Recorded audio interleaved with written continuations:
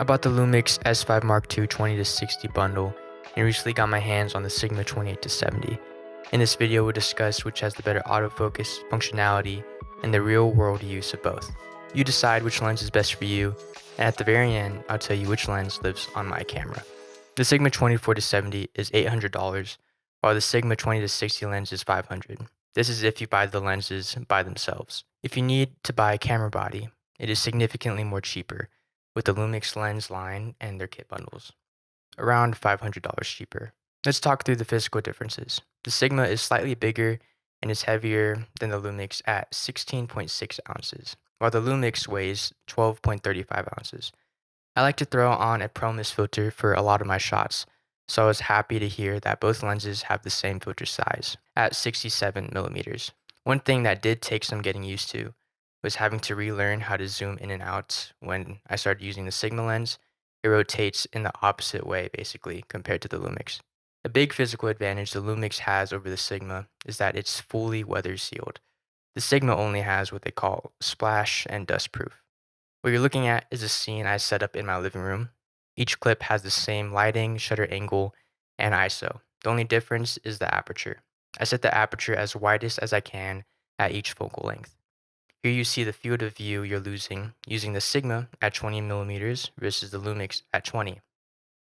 You can also see the light you lose with the variable aperture on the Lumix lens. And obviously with the Sigma, it has a farther reach at 77 millimeters. Having a wider and lighter build, the Lumix is a great lens for everyday vlogging. The biggest drawback for me is the variable aperture that you find in a lot of standard kit lenses. The Sigma is nice where you can maintain the same aperture exposure throughout all focal lengths. In a lot of run and gun shoots, you don't have to keep adjusting settings when changing between tight and wide shots. I used both of these lenses for 3 months each, and before making this video, I ran a very informal test to directly compare their performance. With one person, the autofocus performs great on both lenses. When you add another human, it can get a little tricky. They perform equally as sensitive. For the best results, I recommend using the zone autofocus. The more smaller and more precise you can get that zone, the better the results. At the end of the day, both lenses have great autofocus. Please leave a like on the video if you already know which lens is best for you. Here are my final thoughts. Which lens do I recommend for who? The 20-60 lens is better in terms of price, has a good wide focal length, and has good autofocus and better build quality for outdoor conditions. I recommend this lens for vloggers and those starting photography and videography. But it isn't the lens that lives on my camera. The main drawback of the Lumix lens for me is the variable aperture.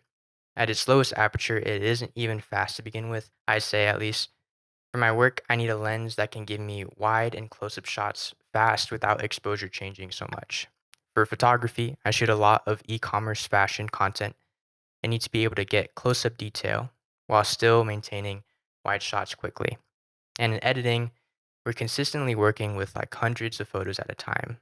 If I can just copy and paste my editing to a batch of photos at a time, that makes my workflow a lot faster.